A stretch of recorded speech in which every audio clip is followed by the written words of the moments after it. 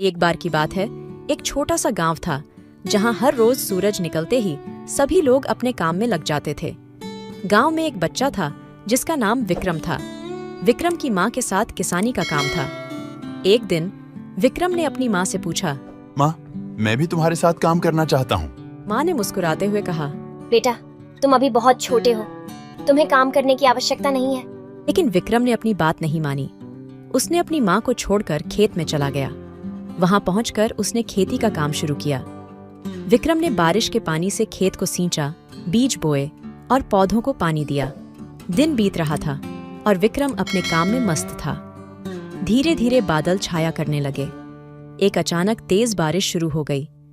विक्रम ने खेत से बाहर निकलकर अपनी माँ को ढूंढने की कोशिश की, लेकिन बारिश इतनी तेज थी कि उसे अपनी माँ ढूंढने में मुश्किल हो रही थी। विक्रम ने चिंता से अपने हाथों को जोड़ा और कहा, हे भगवान, कृपया मेरी माँ को सुरक्षित रखें। तभी अचानक एक चमकदार आवाज सुनाई दी। विक्रम अपने आसपास देखने लगा और देखा कि आसमान से एक चमकदार द्रगण उसके पास उतर रहा है। विक्रम को द्रगण ने अपने पंखों में ले जाने का आह्वान किया। उसने धीरे से पंखों पर सवार होकर उसके साथ उड़ान भरी। विक्रम को उस द्रगण के पंखों की चमक और उसकी शक्ति में मजा आ रहा था।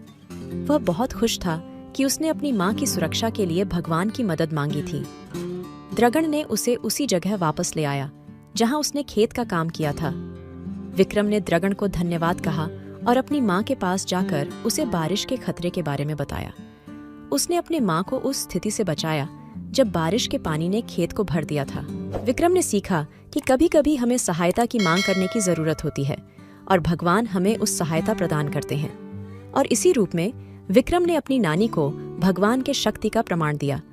और यही कहानी हमें यह बताती है कि किसी भी समय हमें निराशा की जगह उम्मीद की दिशा में देखनी चाहिए, क्योंकि जब हम उम्मीद से आगे बढ़ते हैं तो जिंदगी हमें हर पल नई चुनौतियों का सामना करने का साहस देती है। और यही बात हमें विक्रम की कहानी से सीखने को मिलती है। तो ध्यान दीजिए और इस कहानी के साथ अपनी रोशनी को बढ़ाइए, क्योंकि एक नई उम्मीद हमें हमेशा सही दिशा में ले जाती है।